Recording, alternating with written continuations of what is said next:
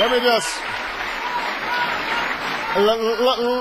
me just close with one quick story. You know, a few years ago, I attended a naturalization workshop at St. Pius Church in Chicago. Ricky knows where that is. Ray knows where that is.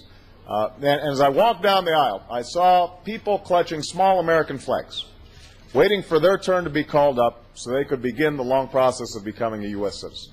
And at one point, there was a young girl. She was 7 or 8 years old.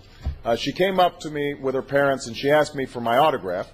And she said she was studying government in school and wanted to show it to her third-grade class.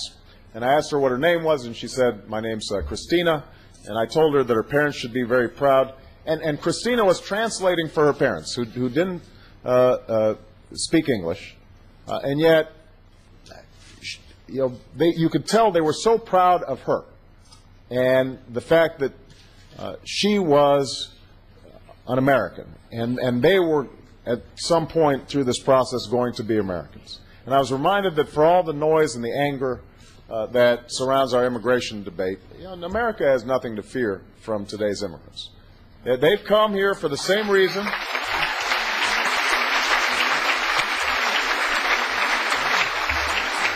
They have come here for the same reason that families have always come here, for the same reason that my father came here, for the hope that in America they could build a better life for themselves and their families.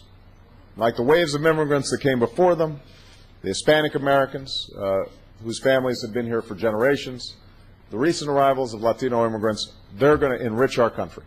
And ultimately the danger to the American way of life is not that we'll be overrun by those who don't look like us or don't speak our language. The danger comes if we fail to recognize the humanity of Christina and her parents, their hopes and their dreams, if we withhold from them opportunities that we take for granted, if we create a servant class in our midst. And more broadly, the danger will come if we continue to stand idly by as the gap between Wall Street and Main Street grows and Washington becomes more out of touch and as America grows more unequal and the promise of America, of upward mobility and making a better life for the next generation, as that starts slipping away. And that's been the essence of this campaign, the idea of this campaign, the idea that will lie at the heart of my presidency. We are all Americans. Todos somos Americanos. And in this country, we rise and fall together. I hope you're willing to work with me to make that happen. Thank you, everybody. God bless you.